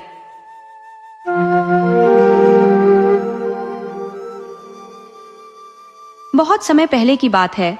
एक गांव के किनारे एक बुजुर्ग महिला निवास करती थी। उसका संसार पूरी तरह से अकेला था, न कोई संतान, न कोई परिवार। वह अपना जीवन निर्वाह गोबर के उपले बनाकर बेचने से करती थी। यह वृद्धा अत्यंत धार्मिक थी और उसकी भक्ति श्री कृष्ण के प्रति अडिग थी। दिन रात उसका मन श्री कृष्ण के जाप में लीन रहता। यहाँ तक कि जब वह उपले बना रही होती, तब भी उसकी वाणी कृष्ण कृष्ण रटती रहती। गांव के लोग 2 प्रकार के थे। कुछ उसकी भक्ति से प्रभावित होकर सम्मान पूर्वक उसके प्रति आदर भाव रखते थे, तो कुछ दुष्ट प्रवृत्ति के लोग उसका उपहास उड़ाते, उसे पागल कहकर चिढ़ाते। वृद्धा को इन बातों से कोई अंतर नहीं पड़ता था। वह अपने प्रभु के प्रेम में इतनी डूबी हुई थी कि इन तुच्छ बातों की ओर ध्यान देना उसने छोड़ दिया था। लेकिन कहते हैं कि दुष्टता अपने चरम पर होती है तो वह दूसरों को कष्ट देकर ही संतुष्टि पाती है। एक रात उन दुष्ट लोगों ने उसकी सारी मेहनत, सारे उपलों को चुरा लिया। यह देखकर उन्होंने आपस में मजाक किया, देखते हैं अब इसके कृष्ण जी कैसे मदद करते हैं। सुबह जब वृद्धा उठी तो उसने पाया कि उसके बनाए हुए सभी उपले चोरी हो चुके हैं, लेकिन उसके चेहरे पर चिंता का कोई चिन्ह नहीं था। वह मुस्कुराते हुए बोली, अरे कृष्ण, तुम तो माखन चोर कहलाते हो, अब इस बुढ़िया के उपले भी चुरा लिए? क्या मुझे सताना तुम्हारी आदत में शुमार हो गया है? ठीक है, जैसी तुम्हारी इच्छा। ये कहकर वह बिना कोई शिकवा किए नए उपले बनाने में जुट गई। उस दिन वृद्धा भूखी प्यासी रही। उपले बिके बिना उसके घर में अन्न का आना असंभव था। उसके पास बस 2 गुड़ की दलियां थी। उसने उनमें से एक दली अपने मुंह में डाल ली, पानी पिया और भगवान का नाम लेकर शांत मन से लेट गई। वह श्री कृष्ण के नाम में तल्लीन हो गई। उसे न अपने कष्ट की परवाह थी, न भूख प्यास की। लेकिन भगवान अपने भक्तों का दुख सहन नहीं कर पाते। उन्होंने देखा कि यह बुजुर्ग महिला भूखी प्यासी है, फिर भी उसकी भक्ति अटूट है। यह देखकर भगवान का हृदय द्रवित हो उठा। श्री कृष्ण ने सोचा, मुझे पृथ्वी लोक पर जाकर अपनी इस प्रिय भक्त की सहायता करनी चाहिए। मेरे कारण यदि यह कष्ट में है तो यह मेरी जिम्मेदारी बनती है। और इस तरह भगवान ने उसकी सहायता का उपाय खोज लिया। प्रभु और भक्त के इस अलौकिक संबंध की यह कथा यह सिखाती है कि सच्ची श्रद्धा के सामने बड़े से बड़ा कष्ट भी तुच्छ हो जाता है। श्री कृष्ण ने साधु का वेश धारण किया और बुढ़िया के घर जा पहुंचे। दरवाजे पर खड़े होकर उन्होंने जोर से पुकारा, अलख निरंजन। बुढ़िया झोपड़ी से बाहर आई और पूछा, बोलो साधु बाबा, क्या चाहिए? साधु बने श्री कृष्ण ने निवेदन किया, मुझे बहुत भूख लगी है, कृपया कुछ खाने को दीजिए। बुढ़िया ने क्षण भर सोचा और कहा, मुनिवर, मेरे पास खाने को कुछ भी नहीं है। फिर कुछ विचार कर झोपड़ी के अंदर गई और बची हुई एकमात्र गुड़ की डली लेकर लौट आई। उसने वह गुड़ साधु बाबा को दिया और एक लोटा शीतल जल भी प्रस्तुत किया। वह बोली, साधु बाबा, इसे खाइए और ऊपर से जल ग्रहण कर लीजिए, इससे आपकी भूख शांत हो जाएगी। श्री कृष्ण ने वृद्धा के प्रेम और समर्पण को अनुभव किया। उनके हृदय में उस क्षण एक गहरी कृतज्ञता उमड़ पड़ी। वह गुड़ और पानी ग्रहण करते हुए वृद्धा के त्याग और सेवा से अभिभूत हो गए। साधु बने श्री कृष्ण ने उसे सांत्वना दी और कहा, माई, तुम्हारे कष्ट अवश्य दूर होंगे, भगवान तुम्हारी सहायता करेगा। यह सुनकर बुढ़िया की आंखें नम हो गई, पर उसने कुछ नहीं कहा। इसके बाद साधु बाबा गांव के सरपंच के घर जा पहुंचे। सरपंच से बोले, मुझे ज्ञात हुआ है कि इस गांव के बाहर जो वृद्धा रहती है, उसके उपले किसी ने चुरा लिए हैं। वह अत्यंत निर्धन है और उन्हीं उपलों से अपना गुजारा करती है। अब वह भूखी प्यासी अपने घर में पड़ी है। सरपंच, जो हृदय से भला व्यक्ति था, बोला, साधु बाबा, ये सत्य है कि उसके उपले चोरी हुए हैं, परंतु गांव में सबके उपले एक जैसे होते हैं। ये कैसे पता चलेगा कि कौन से उपले बुढ़िया के हैं? साधु बाबा मुस्कुराए और बोले, मेरे पास एक दिव्य शक्ति है। यदि गांव के सभी लोग अपने उपले चौपाल पर इकट्ठा करें तो मैं अपनी सिद्ध से उन उपलों में से बुढ़िया के उपले अलग कर दूंगा। सरपंच ने उनकी बात मान ली और गांव में घोषणा करवा दी कि सभी अपने उपले तुरंत चौपाल पर लाकर रखे। जिन दुष्टों ने बुढ़िया के उपले चुराए थे, उन्होंने अपने उपलों में उन्हें मिला दिया और उसी ढेर में रख दिया। उन्हें विश्वास था कि साधु बाबा पहचान नहीं पाएंगे, क्योंकि सभी उपले एक जैसे दिखते थे। वे आपस में हंसते हुए बोले, इतने उपलों में भला कौन से किसके हैं, ये कैसे पहचाना जा सकता है? परंतु दुष्टों को यह आभास नहीं था कि ईश्वर की लीला और शक्ति उनके तुच्छ बुद्धि से परे है। सच्चे भक्तों के लिए भगवान न केवल चमत्कार करते हैं, बल्कि उनकी रक्षा भी करते हैं। अब साधु बने श्री कृष्ण ने अपनी लीला रचनी शुरू की। अब वे साधु जो कृष्ण जी के रूप में आए थे, उन्होंने सभी उपलों को एकाग्रता से सुनना शुरू कर दिया। जब बुढ़िया माई के उपले अलग अलग किए गए तो साधु बाबा ने उन्हें ध्यान से जांचा। अब सभी ने उत्सुकता से पूछा, आप कैसे कह सकते हैं कि ये बुढ़िया माई के उपले हैं? बुढ़िया माई को जब उनके उपले वापस मिले तो वे अत्यंत प्रसन्न हुई और साधु बाबा को श्रद्धा से प्रणाम करने लगी। सरपंच जी ने जिज्ञासावश पूछा, बाबा, आपने यह कैसे पहचाना कि कौन से उपले बुढ़िया माई के हैं? साधु बाबा, जो वास्तव में श्री कृष्ण के रूप में थे, मुस्कुराते हुए बोले, सरपंच जी, जब मैंने उपलों को उठाया तो मैं कान लगाकर उनकी ध्वनि सुन रहा था। बुढ़िया माई जब उपले बनाती है तो वे निरंतर कृष्ण कृष्ण का जाप करती है। उनकी इस भक्ति की ध्वनि उपलों में समा जाती है। फिर साधु बाबा ने कहा, आप भी सुन सकते हैं, इन उपलों से कृष्ण कृष्ण की ध्वनि आती है। यही पहचान है कि ये उपले बुढ़िया माई के हैं। उनकी बात सुनकर सभी लोग अचंभित रह गए और बुढ़िया माई को उनकी श्रद्धा के लिए सराहा। सरपंच ने जब बुढ़िया माई के उपलों को ध्यान से सुना तो उसमें से स्पष्ट रूप से कृष्ण कृष्ण की ध्वनि प्रतिध्वनित हो रही थी। ये देखकर गांव वाले, जिनमें वे भी शामिल थे जिन्होंने उपले चुराए थे, हतप्रभ रह गए। सभी ने बारी बारी से कान लगाकर उपलों को सुना और सचमुच उन उपलों में कृष्ण कृष्ण का जाप सुनाई दिया। चोरों का हृदय पश्चाताप से भर गया और वे तुरंत साधु बाबा के चरणों में गिरकर क्षमा याचना करने लगे। साधु बाबा ने गंभीर स्वर में कहा, क्षमा करना मेरे अधिकार में नहीं है। तुमने जिन उपलों को चुराया है वे इस सरल हृदय बुढ़िया माई के हैं, जाकर उनसे माफी मांगो। लेकिन बुढ़िया माई तो अत्यंत दयालु और निर्मल चित्त की थी। उन्होंने सरलता से कहा, मुझे तो मेरे उपले मिल गए और मेरे कृष्ण का नाम जो मैंने इन उपलों में रचा था वह मेरे पास लौट आया। मुझे न किसी से शिकायत है, न किसी को दंड दिलवाना है। उनकी सरलता और कृष्ण के प्रति उनकी अनन्य भक्ति को देखकर गांव वाले नतमस्तक हो गए। बुढ़िया माई अपनी रोजमर्रा की आदत के अनुसार उपले बनाती रहीं और निरंतर भगवान का नाम लेती रहीं। उनकी भक्ति इतनी प्रबल थी कि वह नाम उन उपलों में भी प्रविष्ट हो जाता था। जब भी कोई उनके उपलों को ध्यान से सुनता, कृष्ण कृष्ण की ध्वनि स्पष्ट सुनाई देती। तो मित्रों, यह कथा हमें सिखाती है कि ईश्वर का नाम सदा स्मरण करना चाहिए। ये स्मरण जीवन के कठिन समय में भी हमें साहस और मार्गदर्शन प्रदान करता है। सुख के क्षणों में यदि हम प्रभु को याद करते हैं तो दुख के दिन हमारे पास फटकते भी नहीं। हमारे लिए आवश्यक है कि हम चलते फिरते, उठते बैठते हर पल भगवान का नाम स्मरण करें। ईश्वर को बड़ी बड़ी पूजा या भेंट की आवश्यकता नहीं होती, उनका नाम ही उनके लिए पर्याप्त है। उनकी कृपा सदा बनी रहे, इसके लिए भक्ति और सच्चे हृदय से उनका स्मरण करना ही पर्याप्त है।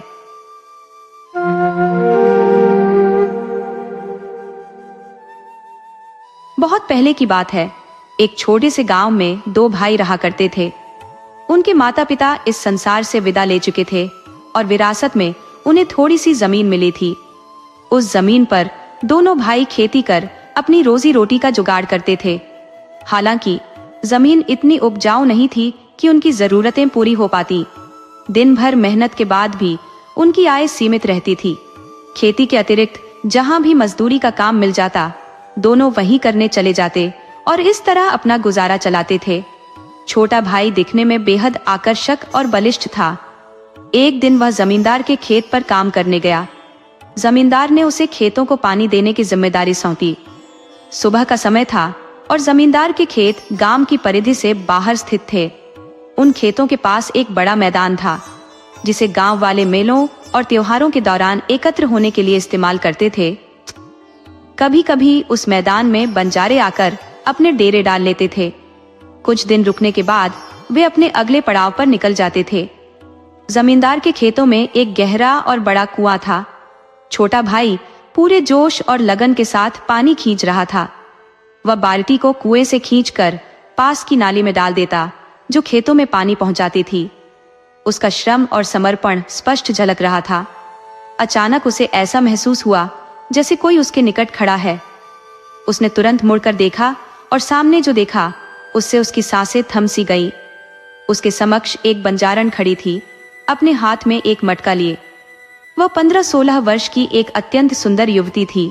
छोटे भाई की आंखें उसे हट ही नहीं पा रही थी। ऐसा सौंदर्य उसने अपने जीवन में पहले कभी नहीं देखा था।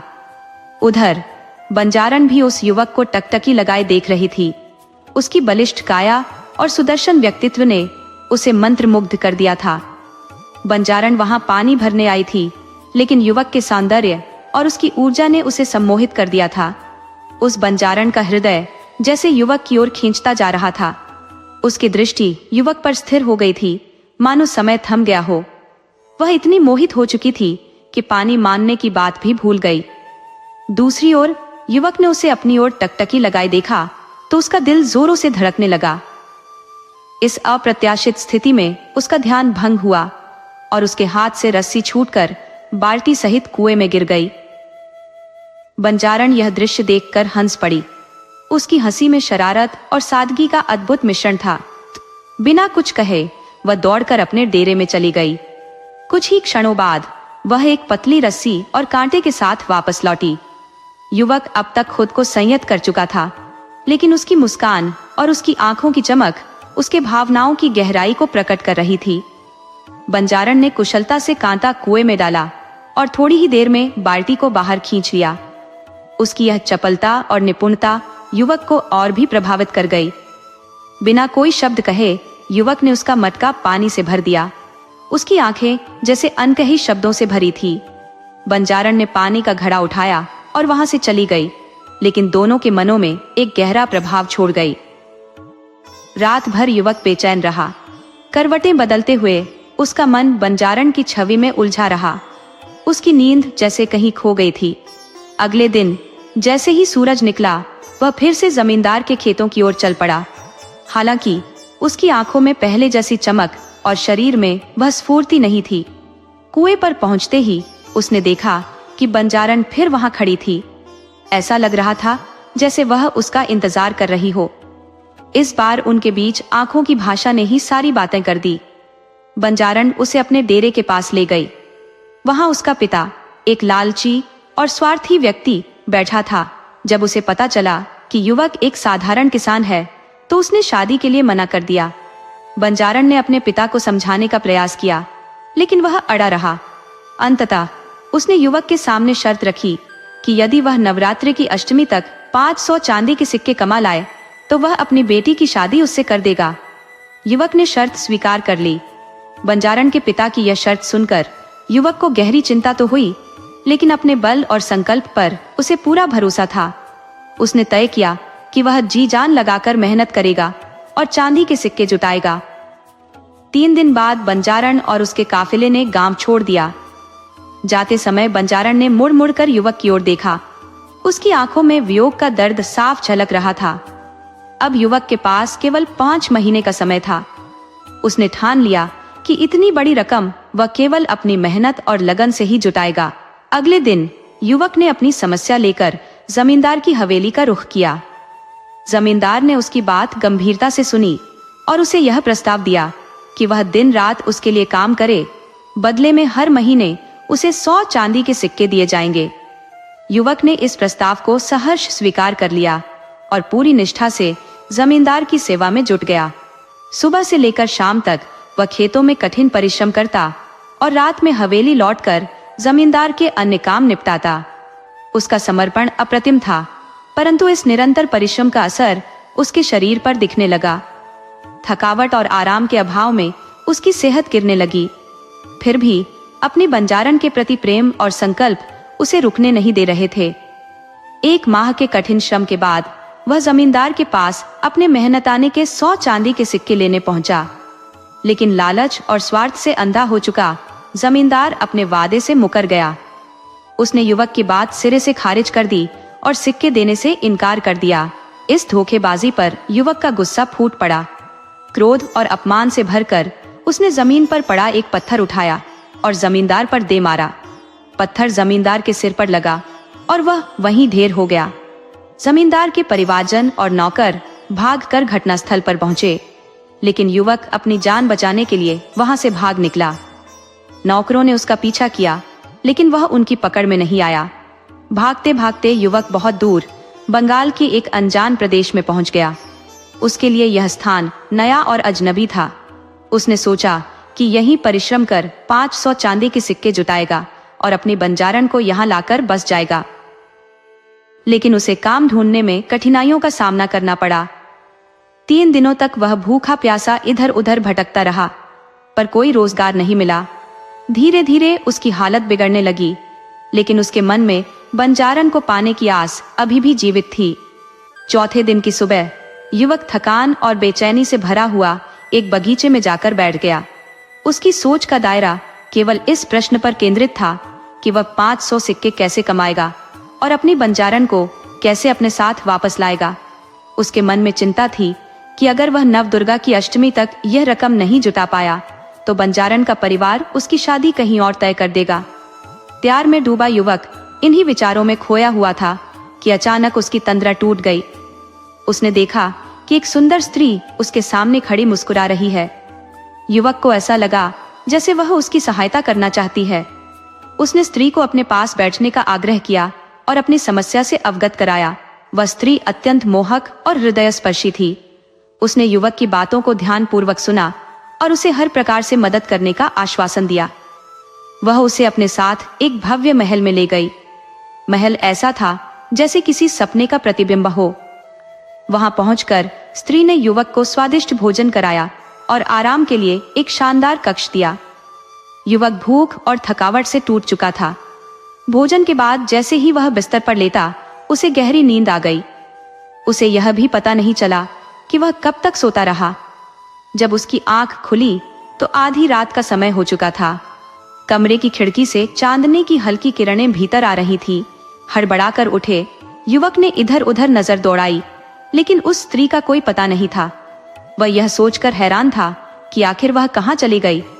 तभी उसके कानों में मीठे और मादक स्वर में गाने की आवाज गूंजी। ऐसा प्रतीत हुआ मानो किसी अदृश्य शक्ति ने उसे उस आवाज की ओर खींच लिया हो। आवाज के आकर्षण में बंधा युवक उस दिशा में बढ़ा। कुछ कदम चलने के बाद उसने देखा कि वही स्त्री, जो अब अत्यधिक श्रृंगार किए हुए थी, एक बड़े आईने के सामने खड़ी अपने रूप का अवलोकन कर रही थी। आईने में युवक को देखकर वह मुस्कुराई और धीरे धीरे उसकी ओर बढ़ी। वह स्त्री युवक के पास आकर उससे लिपट गई और उसे अपने कक्ष में ले गई। युवक असमंजस में था, लेकिन स्त्री ने कहा कि यदि वह उसका साथ दे तो वह उसे अगले ही दिन 500 चांदी के सिक्के दे देगी। युवक का हृदय बंजारण के प्रेम से बंधा हुआ था। वह किसी और के साथ संबंध नहीं बनाना चाहता था, लेकिन अपनी बंजारण को पाने की मजबूरी ने उसे स्त्री की शर्त मानने पर विवश कर दिया। अगले दिन वही क्रम दोहराया गया। युवक दिन भर सोता रहा और आधी रात को उठकर उस स्त्री से पुनः मिला। इस बार भी वह उसे पूरे 16 श्रृंगार किए हुए प्रतीक्षा करती मिली। उसने युवक से कहा कि बस एक रात का संगति उसे दे दे, फिर वह उसे चांदी के 500 सिक्के प्रदान करेगी। समय बीतते बीतते 4 महीने गुजर गए और वह स्त्री युवक को हर रात आधी रात के बाद बुलाती रही। फिर भी हर बार अगले दिन वह 500 चांदी के सिक्कों का झूठा वादा करती थी। युवक के लिए यह सब सहन करना बेहद कठिन हो गया था, क्योंकि अब उसे अपनी बंजारन की याद सताने लगी थी। 4 महीने तक वह उसी स्त्री के झूठे वादों में फंसा रहा, जबकि बंजारन भी अपने प्रिय के बिना मारी मारी घूम रही थी। एक रात युवक ने उस स्त्री से मिन्नतें करने के बावजूद उसका साथ देने से मना कर दिया। उस सुंदर स्त्री ने उसे समझाने की कोशिश की, लेकिन युवक पर इसका कोई असर नहीं हुआ। जब वह समझाने में असफल रही तो उसने युवक को धमकियां देना शुरू कर दिया। युवक पर धमकियों का भी कोई प्रभाव नहीं पड़ा तो उस स्त्री का रूप भयावह हो गया और उसने अपना रौद्र रूप धारण कर लिया, क्योंकि वह सुंदर स्त्री वास्तविक में एक जादूगरनी थी। जब जादूगरनी ने यह महसूस किया कि युवक उसकी बातों को किसी भी कीमत पर नहीं मानेगा, तो उसने अपनी जादुई शक्ति से उसे एक कमल के फूल में परिवर्तित कर दिया और अपने बगीचे के तालाब में डाल दिया। वहीं युवक की बंजारन 5 महीने तक उसे लौटते हुए देखने के लिए इंतजार करती रही, लेकिन जब युवक का कोई अता पता नहीं चला तो वह बेचैन होकर उसे ढूंढने निकली। एक दिन बंजारन अनजान रास्तों से चलते हुए उसी स्थान पर पहुंच गई जहां जादूगरनी का महल था। प्रातः काल था और जादूगरनी आलसी सी महल के बाहर खड़ी थी। तभी उसकी नजर बंजारन पर पड़ी और उसे शंका हुई कि कहीं यही वही बंजारन तो नहीं जिसकी वह खोज कर रही थी। जब जादूगरनी ने बंजारन को देखा तो उसके मन में एक नापाक योजना पनपी। उसने सोचा कि यदि बंजारन को बहलाकर महल में रोका जाए तो वह उसकी मदद से युवक से मनमानी कर सकती है। महल में आते ही जादूगरनी ने बंजारन को युवक की पूरी कहानी सुनाई और उसे विश्वास दिलाया कि वह उसी रात उसे अपने प्रेमी से मिला देगी। हालांकि उसने बंजारन से यह सच नहीं बताया कि युवक को उसने जादू से कमल का फूल बना दिया था और उसे तालाब में डुबो दिया था।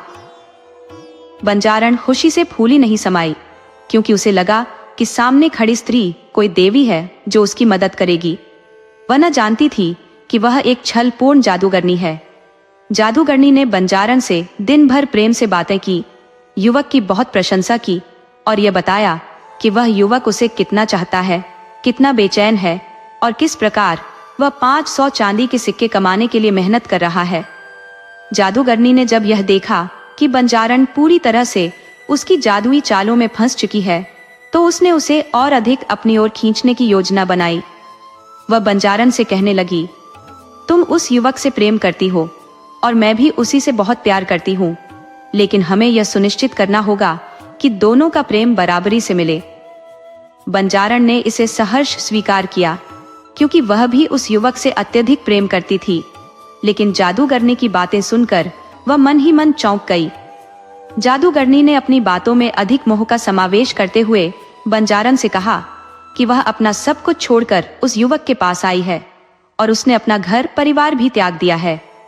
वह बंजारन से कहती रही कि प्रेम का यह साझा अधिकार दोनों का है, लेकिन बंजारन ने अपनी संजीदगी और प्यार के प्रति निष्ठा के चलते किसी भी प्रकार के समझौते को स्वीकार करने से मना कर दिया।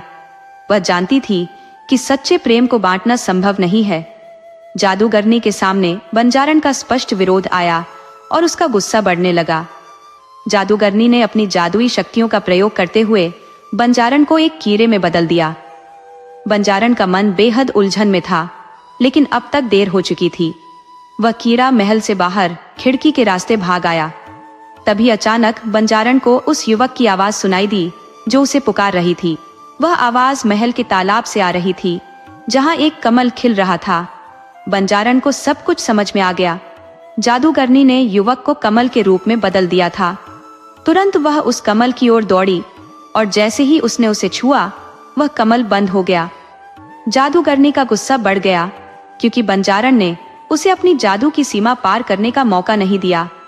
अब कमल में बंजारन समा गई और दोनों का प्यार एक अमर रूप में परिवर्तित हो गया। जादूगरनी ने उन्हें एक दूसरे से मिलाने की कोशिश की थी, लेकिन उन्होंने उसकी योजनाओं को विफल कर दिया। दोनों की आत्माएं एक दूसरे में समाहित हो गई और अंततः अमर हो गई, क्योंकि उनका प्यार सच्चा था